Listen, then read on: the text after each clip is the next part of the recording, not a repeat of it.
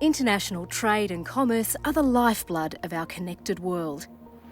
As a major global hub, Singapore is a vital cog in keeping the flow of goods and money moving.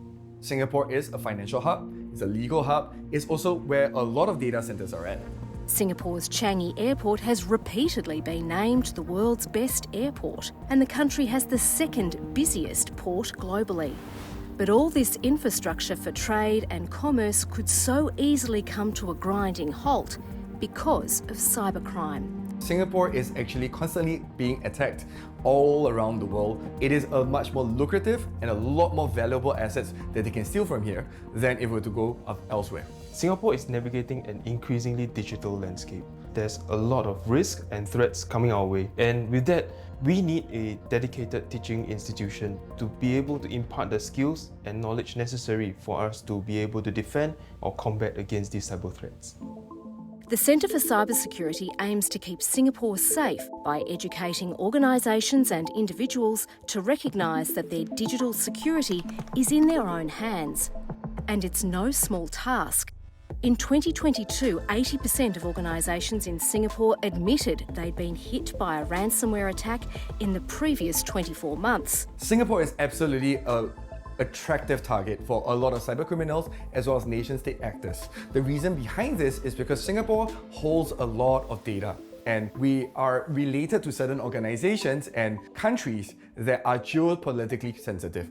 In November 2023, a crippling cyber attack on Australian ports brought supply chains to a standstill. It demonstrated how vulnerable a country's major infrastructure could be to malicious threats. In fact, that's why Cybersecurity Agency of Singapore has created Cybersecurity Code of Practice, which is a manual for companies that are related to operational technology, whether they're in aviation, maritime, or different areas, to be able to live up to certain standards in terms of cybersecurity to ensure that their attacks are being thwarted off regularly.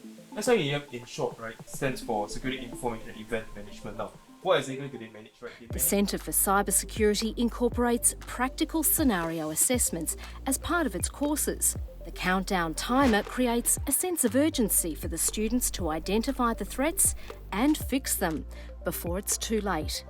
The practical aspect is crucial when learning about cybersecurity. The simulator is a state-of-the-art technology that we have integrated into our training programs, where we create different situations based on real-life events when they are at work, and they will be able to value add to the organizations by showcasing their skills and their adaptability to the different threats. Leonard Kong was one of the centre's students who benefited from the simulation sessions. There's only one right answer, and you really have to keep going at it, and it's in a live dynamic environment. I do vulnerability assessment and penetration testing. The preparation that we did in Centre for Cybersecurity definitely helped me understand what is needed from a risk perspective and what I need to do in order to be able to protect the institution from such risks. So one of my biggest pride is our students and the people who have graduated from our training program.